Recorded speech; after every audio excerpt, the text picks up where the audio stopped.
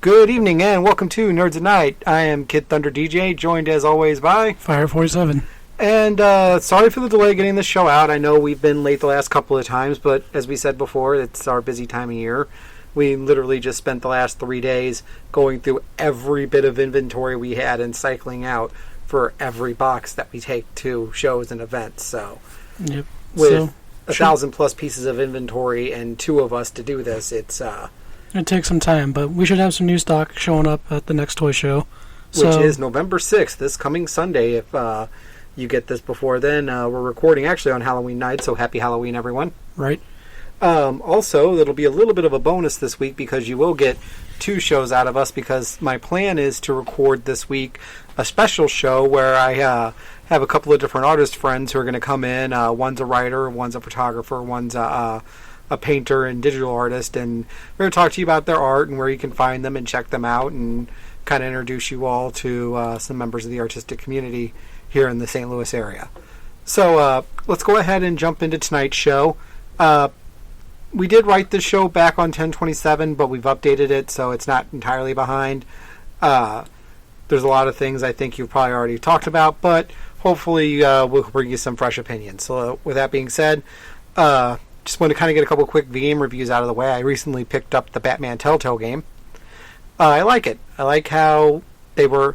I always thought the Telltale games, when I saw them for Sam and Max and then eventually Walking Dead, were a great medium for comic book feeling games. Right. And especially when you mix in the choice element, such as it is. I mean, no game's ever going to perfectly replicate choice consequence. But, you know, the fact that you can affect relationships, you can affect how people see you. The game's built around you basically deciding what kind of Batman you're going to be and which of the two personalities, Bruce Wayne or Batman, is the real person and which one's the disguise. Yeah, which one's superior. Right. I mean, there's a lot of great elements. The QuickTime events could be a little less jarring, but they're still not impossible. Definitely way more, or way quicker to react than in Walking Dead or Sam and Max. Which is to be expected since, you know, you're in fights. That's how they compensate for action in this game. Right. So, yeah, this one had to step it up. Yeah, I'm into the first chapter pretty good. It's a pretty good game. I bought it on disc, so I'll get all the chapters as they come out. I got chapter 2 waiting for me probably after we finish recording this. Nice. So, pretty good so far, and I'm definitely into it. Yeah, the Telltale games have always been pretty popular. I like them, but I have a hard time of like finding the time or the, I guess, motivation to sit down and play them. I understand that totally. Just like some of the, like, I think it's just like the gameplay style just doesn't appeal to me that much, even though the stories may be worth it. Right, and the gameplay can be a little bit slow, especially when you're walking around and it's just sort of drolling on when you're trying to get through the storyline parts of stuff versus the action. Right, when this like weird puzzle will hold you down for like an hour. Right, it's just like, the hell. It is what it is. Yeah. So that's what I've picked up recently. Now, you picked up a new one recently yourself over there. What'd you pick up? Yeah, I think we talked about this a little bit last time, but I did finally get the chance to play the full version of Dragon Quest Builders, and after about a solid week or so of playtime, you know, in the evenings once I was, you know, done with work, I finished through it all the way, and it was pretty entertaining. Translation, by the way, is he didn't sleep. Nah. Not for a little while. But, I think the thing that, you know, because people were obviously going to compare this to Minecraft. Now that I've gotten through it all the way, there are things that it does better and things that it does worse. And it obviously depends on, you know, your stance of those kinds of games in general. I know Dustin DJ over here is obviously going to rat on it as a whole because, you know, he just can't Actually, I could get more into the Dragon Quest side because the one thing I've always hated about Minecraft is that it looked like an 8-bit game, which is funny considering that one of our overreaching themes is retro gaming. But to me, it was like, that just detracts from the game more than it helps. You know, I get why they went retro looking. It was simpler. It was easier to code, blah, blah, blah. But to me, it just kind of felt like the hipster douche of gaming. Yeah, I can kind of see where you go. At least the Dragon Quest setting is a setting I can respect. Yeah, and it doesn't go for the 8-bit style. But I think one thing that, like, now that I've gone through it is the thing that kind of separates it from Minecraft is there's really not a lot of replay value on this one. Whereas Minecraft, you have all these randomly generated worlds that have unique, layouts and environments every time. Every chapter and every place you go to for Dragon Quest Builders is the same. You don't have like random worlds or anything like that. You don't have this mode that you could turn on where you'll enter this randomly generated world and you can just go live in it like you would in Minecraft. And honestly, that kind of detracts from it once you beat the game and get enough of the challenges done, you don't really feel like going back through it all again. It kind of sucks on that end. But the story itself was pretty good. Some couple twists in there I didn't really see coming, and it's kind of an intriguing story for what it was. Gameplay is fun. Building the towns up was fun and things like that. The other thing that kind of harks against it is they have this mode called Terra Incognita, where it's supposed to kind of be your free build mode, but the difference between that and like Minecraft's creative mode is you have to gather all the blocks. And in some regards, it's not that bad, but not having any sort of creative mode at all does kind of get annoying. Although I know it'd be kind of hard to implement. Yeah, that could be their way of just trying to be different or trying to keep it to where you focus more on the core game, as to where you still have an element of working for the materials you're going to use in creative mode. I get what you're saying about it being kind of a douche move, but it's not as bad as, say, limiting use to only one face paint in 2K17 WWE. Yeah. Well, not at you there. Right. But yeah, overall, I'd recommend it if you are either a fan of Dragon Quest or Minecraft or both. If you're not a fan of Minecraft, I'd say try this out. If you're a fan of the Dragon Quest series, maybe it might get you into it. Who knows? Yep. And then let's move on to my favorite game of the recent release cycle, Civilization 6. Yeah, that was a recent one. Yeah. I picked it up, and I've only got to play it once, and my God, even on easy, I got bum rushed by everyone because I set my warrior out to explore, and I guess he walked into other people's territories, and they didn't like that.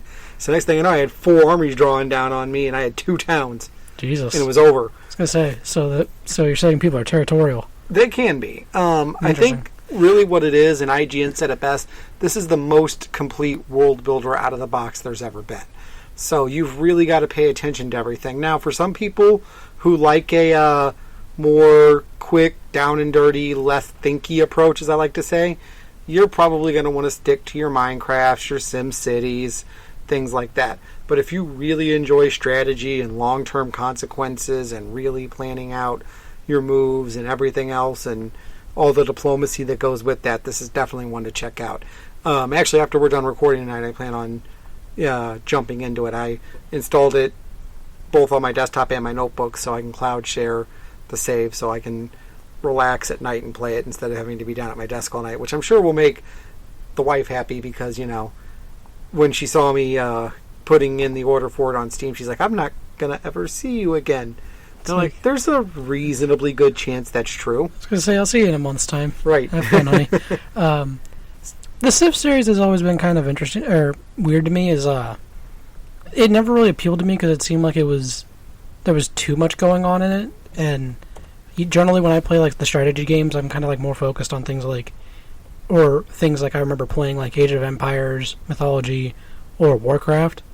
Yeah, you're more into like the action and fighting ones. Right, you're more into strategy war games. Right. Yeah. Where there's where you're almost always in some kind of battle. This is not. You can go through an entire Civ game and never directly declare war. You might find yourself in a war, but you wouldn't have been the one who declared it. So that's one of the things I like about it. Is I always my goal for this game, because I couldn't pull it off quite as much as I wanted to in the last game, was to get a lot of victories through spreading my religion. Oh, that's fun. I want a theatrical victory, so I'll see if I can get it. And I'm sure theatrical is a word. All right, so let's move on from our reviews now.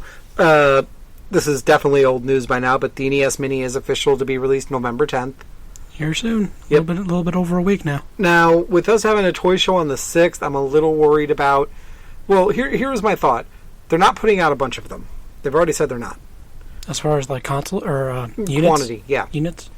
And a lot of people are like, well, I was going to say they always do that. They're going to be on eBay, jacked up to $500-$600. and I only wanted it for 1 or 2 games. Oh, look, you've got a Nintendo in that game I want for $80. Right. And that's what the effect I'm focusing on is probably going to happen for us. Now, is that going to be true of everybody who comes to our booth looking at Nintendo stuff? No. You're going to get the fanboys, the hardcore guys who are like, no, I'm getting that. And hey, more power to them. I hope they get it. But it's definitely something we're checking out. If I can luck my way into one for standard retail, I'll probably at some point get it. Can't guarantee I'll keep it forever. I'll probably play it till I'm sick of it, and then when the heat dies down, pass it down to the kids. But right, it is what it is. I was going to say, I imagine this is once the novelty of it passes off, it's most likely going to move on down to the kids. Right. So that's something we want to bring to your attention. Yes, November 10th is the go date for that. So something else finally shipped and arrived over the time since we saw you last. Cyanide and Happiness comics. Web comics, been around for a while, usually centered around characters who are named based on the color shirt they're wearing, red, blue, whatever. Kind of dark humor green, sometimes. Yeah, kind very of dark humor. I mean, come on, they have a whole series of comics called Depressing Comics. Right. That stars their characters. So they came out about 2 years ago, I think it was, with this thing called the Random Comic Generator. You got 3 panels. They'd randomly send out panels, and you'd have to just keep kind of slot machining it until you got the funniest one in your mind. And they've updated it a little bit where you could lock certain panels down and everything else. Oh, that's cool. But I say that because they kind of took that same concept and made a card game to rival Cards Against Humanity. And in my opinion, they did. You know, each have their strengths, each have their weaknesses. I wouldn't say one's superior to the other. Right. But if you have gotten burnt out on Cards Against Humanity, but you still want that easy, funny party game, I definitely recommend Joking Hazard. Right. There are some things like, because it's all based on pictures, as you know, some of them have dialogue and such, obviously, but as opposed to things like Cards Against Humanity, which is all text-based, it can be kind of hard to set up jokes as easy. But you know, this playoff still works pretty well. We've had a lot of great lineups just in the one time we've played it alone. Right. Well, one time I played with you, I played it again myself with another group of people, and it was the hit of the party, man. Even the people who weren't playing were laughing along with us. And oh, nice. It's definitely an interesting game. It's definitely, I enjoy it. It was worth the Kickstarter I paid for it. I love the fact that the Kickstarter exclusive version that I haven't opened yet is going for like $80 or $90 right now. So since I have the opened version of the game and I don't really collect stuff like that, it is for sale if you're interested. Speaking of sale, I did want to... I was going to say, Toy Show November 6th. Yes, Toy Show November 6th, and that's the Machinist Building, Bridgeton, Missouri. I don't know why I said Illinois. Bridgeton, Missouri, right off 270 St. Charles Rock Road between Target and U.S. Bank. You can go to toymanshow.com or facebook.com, Toyman Show, and Toyman Comics and Games, and you can find all the details there. Come buy shit from us. Yes. Now, and I use that all as a nice segue into some of the new stuff we picked up. I actually made a deal with a local business that I've become good friends with, and I'm not going to mention who because I don't want every Yahoo walking in going, "Oh, I want you to do this for me." No. They had some great games, like some really rare stuff, but you kind of learned some stuff sells in a store, some stuff sells at events, some stuff sells online. Right. That's why I always tell people about knowing your market. And it's a little bit difficult to get that through some people's heads when they look up some game they got and they go, "Oh my God, it's worth $80," and then they bring it to me and I go, "No, I can only give you 20." Well, why? Because I can only sell it here in my realm of what I sell in for 40. Well, it says 80 on eBay. Yes, because eBay's everywhere. It's not a price guide. So in an area where they can't get that game as easy, just because of how it's distributed naturally and in buying circles, people will pay a little more.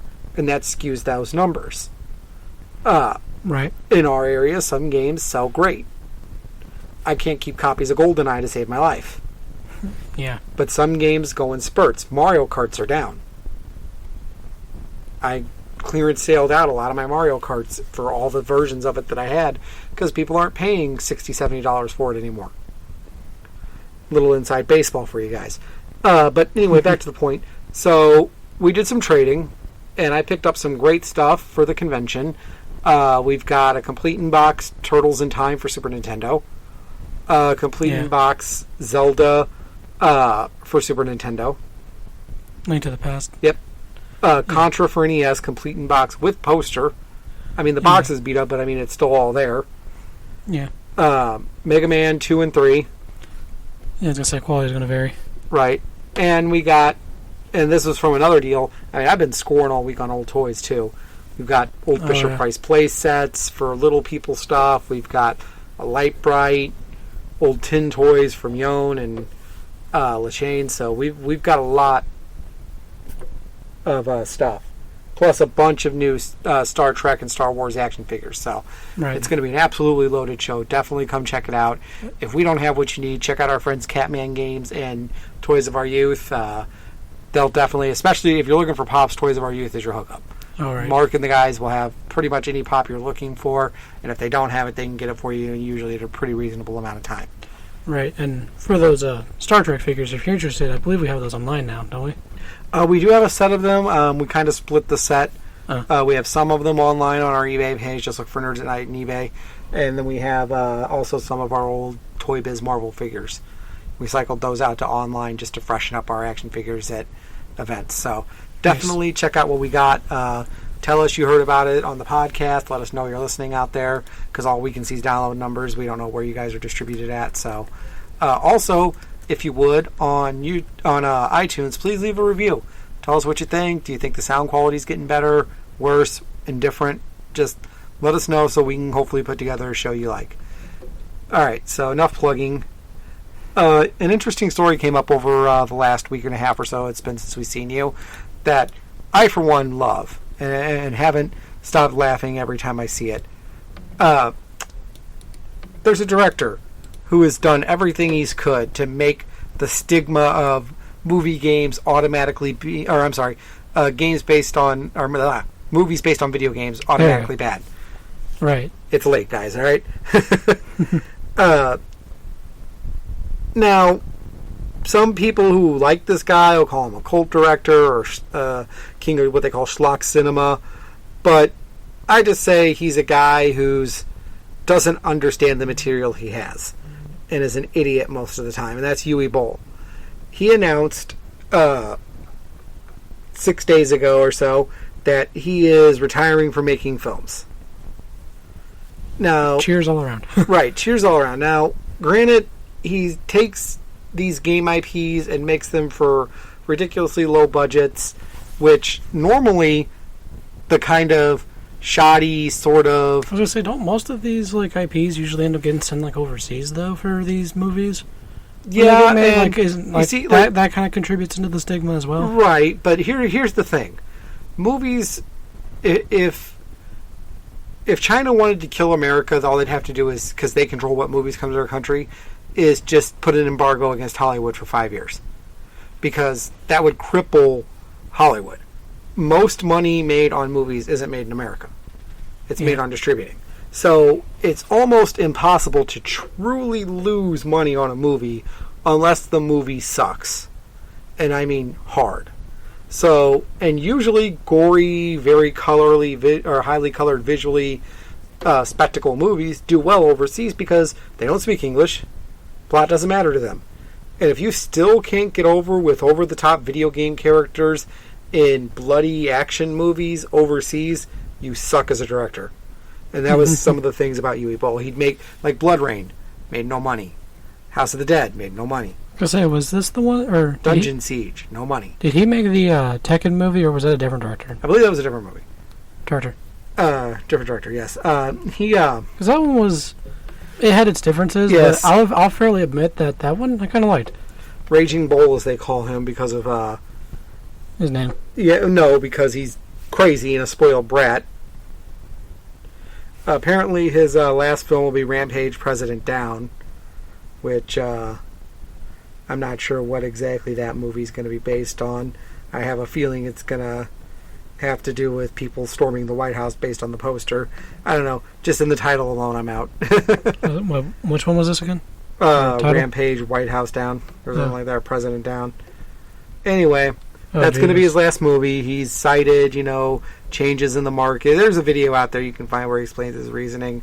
And, when I watched it, all I could hear was the sound of butthurt crying. Like, I can't get you to kickstart me a movie that I want to make for Postal 3, and it's because you don't understand my vision. I'm like, no, we understand your vision. Your vision is you don't have a vision. You have a dartboard with 1,000 ideas on it you just throw, and even then you still take the worst one out of whatever you hit. Oh, $1 million idea? Oh, let's just shift that over. Right. So, that's all right. I've bashed on the guy enough, but that was just an interesting story for quote unquote movie fans out there that another bad director has gone away. Right.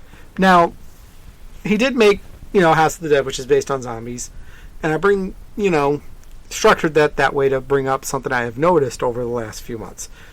Was looking for games that were due for release, and obviously we're getting near the end of the year, so we can start seeing next year's games that are planned. Right, the big names starting to show up. Right. Well, what was funny is I got all the way down to the end of next year, December 2017. Guess what finally is back on the list? What's that? Dead Island 2. That started back in 2013. Yeah, something like that, Jesus. Right. Not going to go over every detail of the story again. Was going to be Techland left them to do Dying Light. Jaeger took over. Apparently Jaeger screwed them over, or they weren't happy with the game, so they were dropped in favor of Sumo Studios, which led to Jaeger going out of business. We all know that. But my question is this. There's only been a handful of new zombie titles that have come out since Dead Island, Riptide, and Dying Light. I was going to say, Dying Light seems like the last one that, between Dead Island and hit and scored. Because there's been others. It's been 7 Days to Die. Yeah, there was that one. DayZ or something like that. That one, official release. That one flopped. 7 Days to Die is kind of. What was the? God, I can't think of the name. Series now. Dead Rising. That's it. Now, Dead Rising 3, is getting the original, or has gotten the original couple put back on PS4. I was going to say, didn't that one just have the exclusive on Xbox? Yeah. When that launched? Dead Rising 3 was an exclusive Xbox. I hear Dead Rising 4 is going to be back on both systems. Yeah, I think they heard something about that too. But because there's that, and there was that one that's going to be on PS4 that was kind of a zombie game that they're showing. Had the biker dude. Oh, it kind of had the waves of zombies showing up. Oh, that was Silent Hills. No. No? Talking about a different game.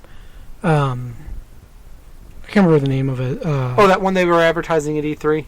Yeah, it was an E3 launch. Not launch, but E3 announced, I should say. Yeah, I know what you're talking about, but that again, that brings up my point. It's still far off. That brings up my point, and that is, are we kind of moving past zombie games? I think the market is. I think the market's done with them. Probably, and I kind of hope so. I mean, it's obviously been the focus of the last decade or so. Yeah, from promotional art, looks like Dead Rising 4 is focusing back on Frank Castle, the photojournalist guy, which is usually a sign that, hey, we got nothing better, let's go back to the past. Well, let's go back to our roots. Right. That 7 Days to Die flopped. There's no current plan yet for a true Dying Light sequel. Well, I was going to say, I think the 7 Days to Die didn't exactly flop. It's still, in development. No, it's out. It got released, and it took a dive. Nobody liked it. That, yeah, hang on. I'll do the Googles. I was going to say that Minecraft zombie game, basically. Basically. Yeah, I've seen some, I was actually just, the other day watching, Achievement Hunter play that one again. Because I think that one hit, console. Yeah. No, it's out. Yeah, it took It's kind of janky. There's a lot of systems that could be better done, but I mean, it was never a big name AAA title. So, but it doesn't matter. It's still that that was a heavily hyped one. Was it really? E3 2016 zombie games. Oh yeah, Days Gone. Yeah, that's it. Kind of looks like it's made by the same people. I think it was made by the same guys of Last of Us, or there was a lot of comparisons to Last of Us to it, and people are wondering if the story quality is going to be up to par of it. Well, I think that was a lot of people are already pointing that, and this was part of my point, is Days Gone is very outdated. Oh yeah, Like the premise? It's got a feel of being a 2010 game. And it does. I mean, that was the one thing I noticed, especially in the early play demos when they were showing the flood of zombies coming after them. You really kind of lost detail. Yeah. And it had more of a blur coming after him effect. Which, you know, it's... We're in the 4K PS4, Xbox One era. That's really not forgivable. That's really sloppy design, and it's really making the game look like crap. And that's going to be a big deal, I think, when it comes time to launch. And I bring all this up because this ties into a point going back to movies for a minute. While zombies may be on their way out, horror itself isn't. And we're finally getting details on the second Friday the 13th reboot, because the last one was supposed to be a reboot. The supposed either sequel to Nightmare on Elm Street or next Nightmare on Elm Street, as well as the new Halloween, are all back to being R-rated. Thank God. After a couple of stints of trying to make them PG-13. And for those who don't know, the reason why a lot of movies, if you noticed over the last few years, went PG-13 is there was a bad trend for a while of the largest population of moviegoers being teenagers. Yeah, something like that. It wasn't mom and dad going to the movies anymore. It was the kids. Now, I know some people are going to hate to hear this, but studios really need to thank comic book movies for getting the adults back. Right. Because they made good movies out of properties that the current generation of adults could get behind. And Deadpool. Well, not even that. I'm talking in general. That just got them back into the theaters. And then that same group of adults said, you know what? We want something more age appropriate to us. And then we got Deadpool and, you know, the Quentin Tarantino movies like Django Unchained and Hateful Eight all did relatively well. Guardians of the Galaxy pushing the envelope of PG-13 as it was. Yeah, that did, now that I think about it. It did. And now we're at the point where after dismal, and I mean dismal showings for these last couple of horror movies, by comparison to their original ancestors, we're getting all of these horror movies back to rated R. And I think, even as someone who's not a fan, I think it's going to do a lot of good for them. Right, and not necessarily horror, but then there was like, you know, what was that, the bad RoboCop reboot that was like PG? Yeah. And that, yeah, I think that it really... Was that out yet, or did that just... No, that's out. That's come and went by years. That's what I thought.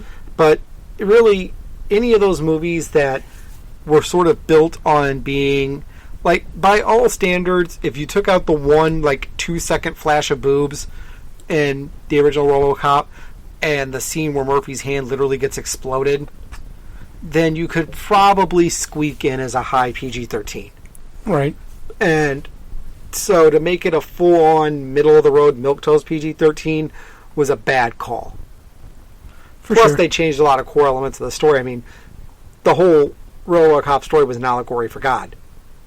I mean, that's why he's, you know, gets stabbed, or that's why he stabs the one guy in the throat at the end and makes the water bloody. It's supposed to be the water to wine allegory, and they show him coming after him. He appears for a brief second to be walking on water. I mean, the whole movie is chock full of religious implications, and it's hilarious to think that if you really consider the tone of that original movie. Right. So, but to the point, and to tie this back into gaming, there's that Friday the 13th MOBA game, Massive Online Battle Arena game. It's kind of like what they should have done with, what was it? Not Prey. What was that? Evolve. Oh, yeah, Evolve. So I think I remember this one. You have one player who's playing Jason Voorhees. No, he was DLC for a game. Yeah, but they got that game kickstarted and they're doing a full-on... Separate one? Its own version, yes. Oh, cool. Because I remember there was this game that was like that where you had this one monster or killer, and then they were going after the survivors who were all trying to escape and shit. Well, they've got their own... And then he was DLC, I think. Right, well, now they've got their own one that they got kickstarted.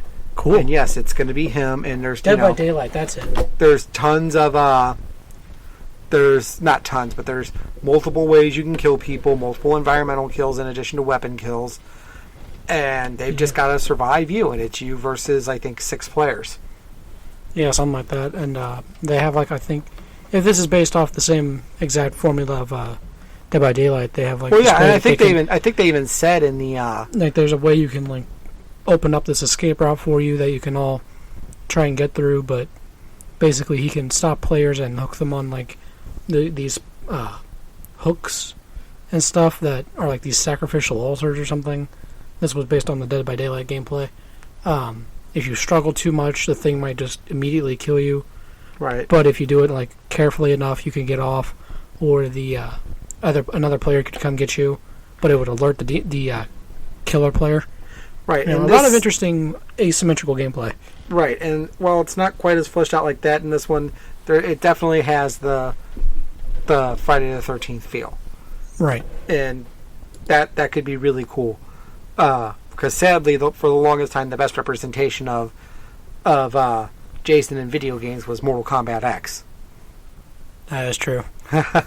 Anyway, that was fun. That was some good times. Now, and then to kind of put a finisher on this whole thing about zombies, I got 2 more points about this. Is zombie games is we do have a couple of things trying to break out of that world, and specifically, Resident Evil is going back to the survival horror element, but they're really bringing in this almost like that Outlast or whatever it was game, where it seems like combat is the last resort, and that you're more just supposed to be hiding and moving around. I mean, from what I see, there was like hasn't been a zombie yet. In right, but it's all you're running tiny from this feeling, and you were running from this old man in this house or something. Right, and it's all light and shadow.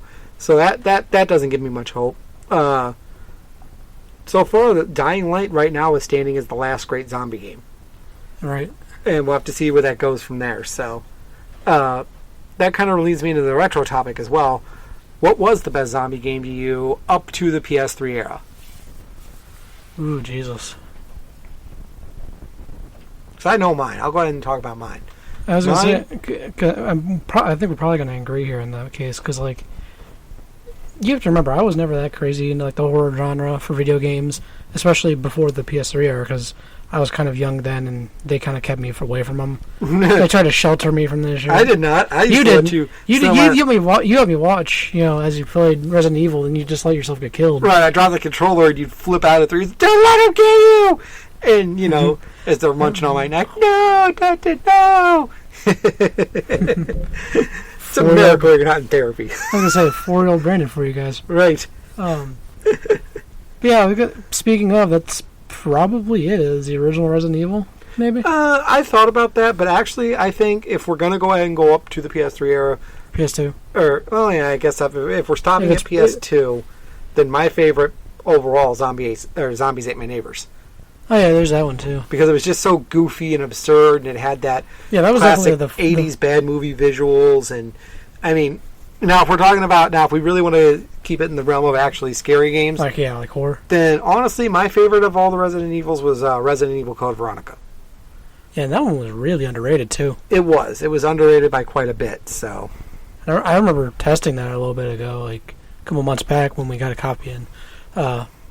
Again, if that was like more my genre, I probably would have had some fun with it. Everything seemed pretty cool. I think it kind of like a weird start to it, because like it didn't really introduce much. You just kind of like dropped into it, right? Mm-hmm. But even still, it was a lot of fun. So yeah, that's just my thought on that. And so again, let's see where these horror movies go. I'm not a big fan, but I do think they're great for their purpose, and we've seen a couple of recent R1s do really good. The Visit did really good. It Follows did really good. So hopefully it's a trend that we can get these R-rated horror movies back, because if I'm going to sit down and watch a horror movie, then let's go. Let's not dick around. Right. So obviously we're in the fall, so new things are coming out.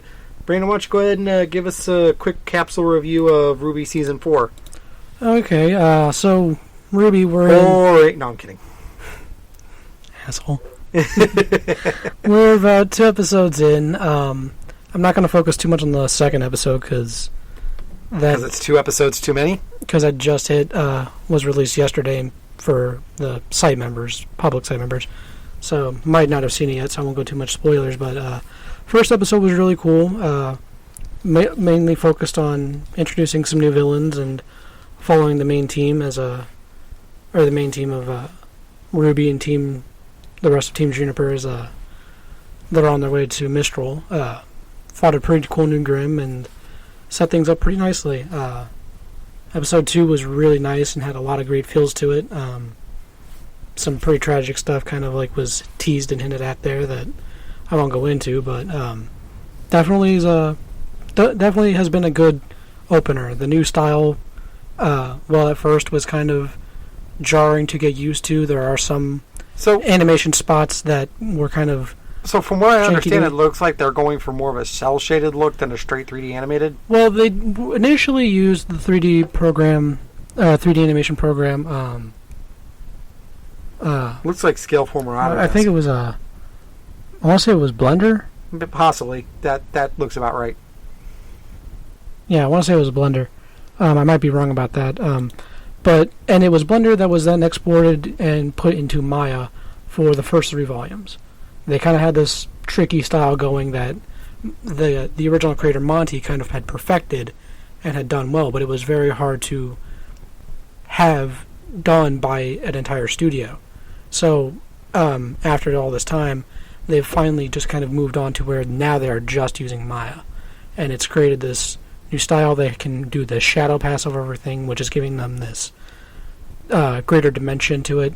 The backgrounds and everything are really nicely detailed now. They're a lot more emotive in their animations, in just walking, talking, and everything. The new, like I said, it took a bit to get used to, but seeing some in-show examples of how things are going to look from both a casual scene to a fight scene, I'm liking it. Things are going pretty well, and I'm interested to see where we go in the next couple episodes. So that's pretty cool, and I'm glad you're enjoying it. I definitely wanted to get your take on it because I'm not an anime fan, and I will actually admit I enjoy what I've seen of Ruby. Yeah, I've basically seen all 3 seasons between you watching it, Elisa watching it. I went into, I've had to sit through all these. So yeah, you've caught them at points or right. another. So, but it's not terrible. I mean, I laugh at some of it, but I laugh at all things. I laugh at things I like, Right. So it's not directly to be an asshole, for the most part. So. Yeah, I just wanted to kind of throw that out there and let you give a little bit of a review just to mix it up a little bit. Right. All right, so on to something I actually know a lot about, wrestling. It's been an interesting 2 weeks in wrestling. Let's get the darker side of wrestling out of the way right now. Jim Cornette's got to be loving this right now, all the drama at TNA, because after what happened with him, a lot of which was because of Dixie Carter sort of choosing Vince Russo over him, which, as Lance Storm said, trading Jim Cornette for Vince Russo or Ed Ferrara is like trading your house for a tent. Oh, wow. Right. They are in a court battle with Billy Corgan over money he's loaned them, totaling something near $1.3 million. Corgan was under the impression that made him a partial owner. Apparently it was more structured as a personal loan. He tried to claim on that debt as a way to get an injunction against TNA to basically take over the business, which is what everybody involved with TNA was hoping would happen.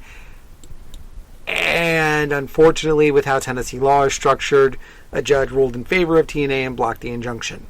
So now, basically, Billy Corgan can either be repaid the money owed to him, like I said, it's 1.3 or 1.8 million, Jesus. Or that converts to like 36% ownership stake. Aerolux and the owner of the Fight Network, they're in a battle to try to buy it out, with the idea being Fight will own it, Aerolux will stay on as a partner and produce the shows, and Dixie Carter will be retained in some kind of capacity. Which, great, that's putting a bandage on a cut artery. Right. You're going to stem the bleeding for about 5 minutes, and you're still going to bleed out. TNA has been a joke of itself in terms of business for the last few years, which is sad because they keep stumbling on moments of greatness that they'll throw away for the most recent WWE cast-off. Yeah, the Hardys, which I admit are WWE cast-offs themselves, but they reinvented themselves in TNA. And they got over with the broken Matt Hardy and the Brother Nero characters. Yeah, that was a thing. Yeah. And they had to cancel, or at least as of right now, it's canceled the Total Nonstop Decay where they were going to do a whole episode of Impact from the Hardy compound. And which is sad, because that could have really been entertaining. Not great wrestling, but it could have been an entertaining program. And sometimes that works just as well, even if the old-timers don't like that. So that's where it stands right now at TNA. Billy Corgan is still going to pursue whatever legal options he has open to him. I think this is going to end with one of two ways. It's either going to end with TNA selling its video library to Fight and Dixie taking the hit of the personal debt or the debts accrued, or it's going to be sold to someone like WWE for the same thing, for the video library, but they'll be able to pony up enough to cover the debt with it. Time will tell. Now let's get on to some of the good in wrestling. WWE, there's two things I want to talk about, good and bad. And we'll get to the bad first. The cruiserweight division. Ooh. Before the real Divas Revolution, not the BS storyline they created, happened, that led to one of the greatest moments as a fan of women's wrestling to happen in history of WWE, which were two women main eventing a pay-per-view.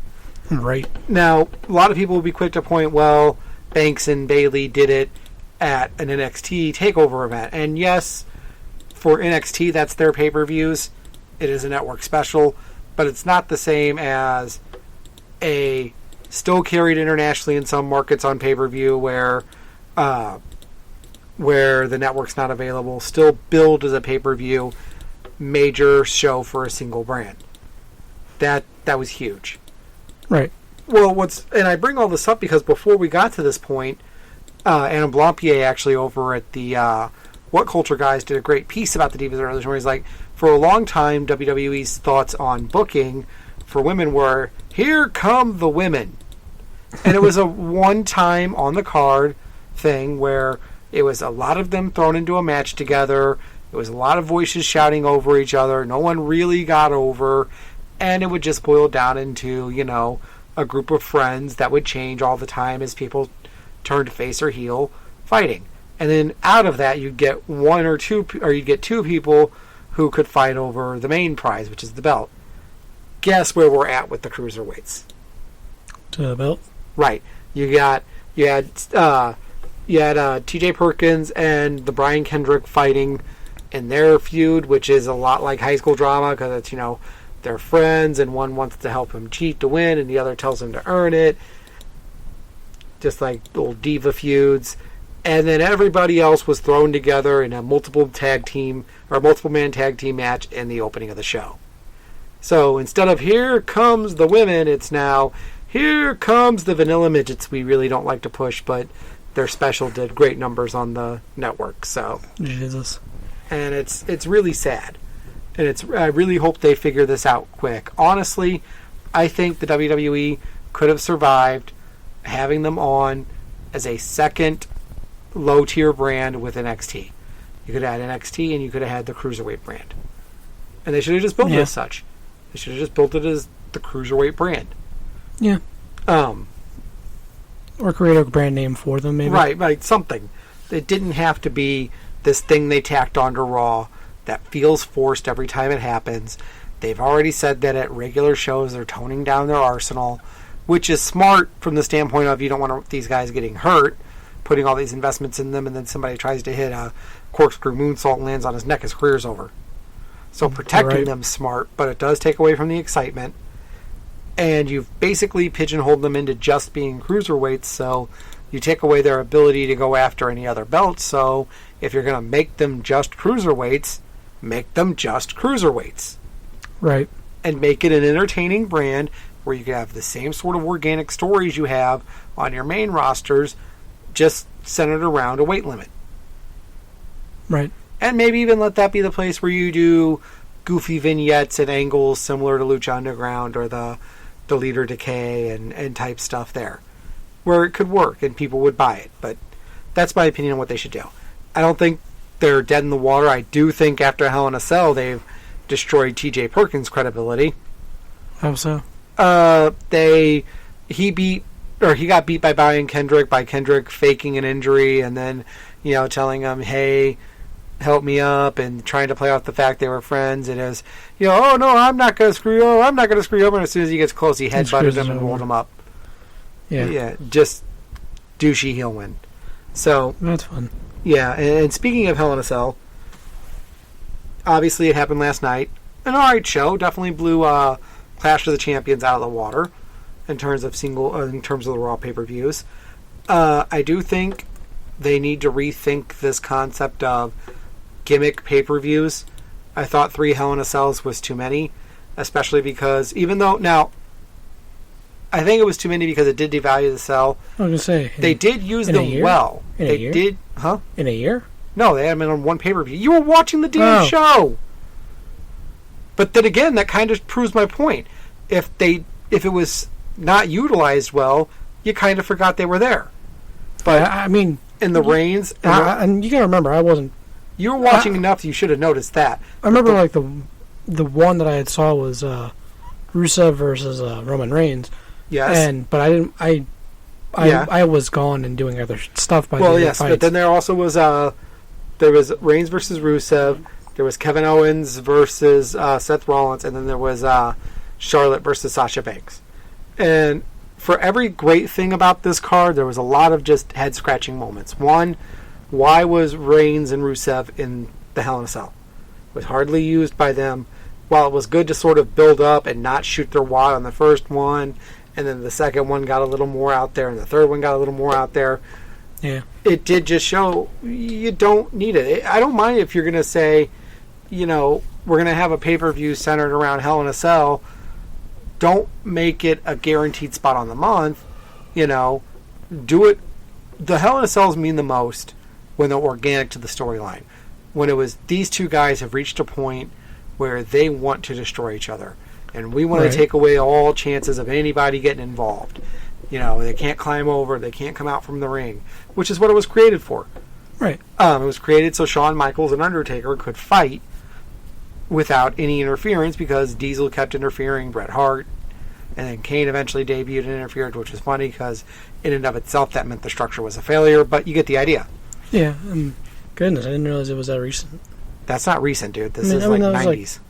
Still 90s. I figured that thing was a little bit before that. No. That was created for the tail end of the Undertaker Michaels feud, the first Undertaker Michaels feud. Right. But anyway, the match itself was great. The Rusev match itself was great. Reigns won, which was like, yay! And I don't have a problem with Reigns winning. I honestly thought if they really wanted to continue not only aping what they did with Stone Cold Steve Austin, but trying their best to organically get Reigns over with the fans, he should have lost when Rusev had the chain around his face, but he should have lost by passing out. He should have lost by his body giving out and not him. Yeah. It would have been believable. I mean, it was actually more believable, that scenario, than the Austin scenario, because the only reason why the Austin scenario was believable was he was bleeding so much. But, I've had a chain wrapped around my face, and not in a playful haha wrestling way. Yeah. It's not fun, and it does hurt everywhere because it so clamps down on everything it's in contact with. So it should have been the way to end it, but that's their choice, and that's it. The tag team match with the New Day, I was fine, or not the New Day, I'm sorry, the Club versus Enzo and Cass. I know a lot of people were sad Enzo and Cass lost. They are bulletproof. They could have a 5-minute talking segment before their match. Kind of goofy and kind of not really as focused as it's been before, and it still was probably the most over segment of the night. They were bulletproof. They did the right thing. They gave the Club a win so that the Club can get back on the right path, and we're going to see this again down the road with these two, only it's going to be for the belt. I'll give WWE credit. They found a way to have their cake and eat it too with continuing the Sheamus Cesaro tag team storyline and still having the New Day retain their belts. A lot of people are ticked that they're having the New Day, who are ostensibly good guys, which they're not. They really aren't. They're the same characters. It's like Stone Cold. He never really changed when he went from heel to face. The fans just liked him. Right. And it's the same thing with the New Day. They're still doing all the same stuff they did as heels. It's just people like it. Like I said, people always seem to like him, though. But, Yeah. Kofi Kingston attacked Sheamus when he was outside the ring. Counted as interference. Ref called for the bell. Just as Cesaro was about to get the tap out on Xavier Woods, which it's always great to actually see Xavier Woods wrestle. So, if they're smart, and I didn't watch Raw tonight, and hopefully they kept building on it by having Sheamus and Cesaro realize, hey, we got that close, they screwed us over. If we keep, working together, if we keep this up, we can win.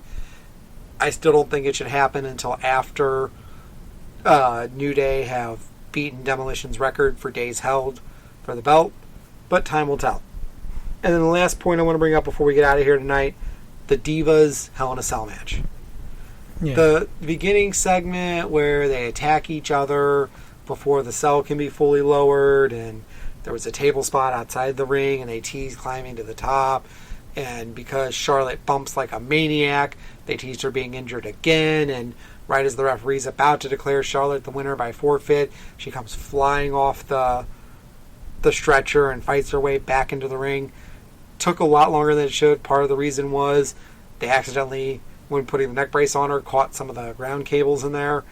Really should have zoomed in at that point on Charlotte and let them sort that out. Kevin Dunn not paying attention to his job. Yeah, man. But once you got past all that crap, the match itself was good up till the end, which saw Charlotte winning the belt back, which I don't get it. There was really, first time you have two women headlining a pay-per-view, first time you have two women in a Hell in a Cell. It was Banks' hometown. The only reason I could think of she lost, barring that there's some injury we don't know about or whatever, even though the dirt sheet reports in the aftermath is more they're just gearing up to have it ready for Bayley and Sasha to go at each other to challenge Charlotte at the Rumble or Mania, whichever one of the two they want to pull that trigger on. I still don't think it's right. I don't think it was a good move. I thought they could have easily done that next month at Survivor Series if they wanted to have her drop the belt. That really should have ended with Sasha Banks being the champion. But other than that, I mean, a lot of big negatives, but still so many positives and so many great moments in the ring. Hell in a Cell wasn't a bad show. Yeah. From what I saw, it looked like it was alright. I haven't seen too much. Like I said, I didn't see all the way through, but what I saw seemed fine. I haven't seen a lot of negative reports from some of my friends that that are wrestling fans. I know they report on a lot. Right. And I do want to say that I was also impressed. I mean, how they worked Jericho into the match with Rollins and him, and that Rollins could hold his own for only so long before the numbers game got the better of him. I think they're going to go down the road of Jericho and Rollins feuding for a little bit. Probably to Jericho. Probably to lead to Jericho's next exit to work on projects with Bozzy or whatever. And if they do it right, it could be a good way to give Owens another opponent, not to overstress the storyline with Rollins, and then have Rollins come back around Mania time and put an end to this nonsense. So that's the week that was in WWE. I think we're actually over. Oh no, we're pretty much right in the wheelhouse for time. So you got anything else before we get out of here? Is there anything else we want to mention as far as upcoming stuff? No, I already mentioned the big ones. We'll talk about any other shows when we actually know for sure when we're doing them. All right. Yep. So don't forget to tune in later this week, really, when we'll have a couple of different local artists on. They'll also be participating in the show proper, so it'll be great to have three females' views on gaming stuff. Right. But that's it for tonight. For Nerds Night Gaming, I'm Kid Thunder DJ. And I'm Fire 47. Have a good night. Later.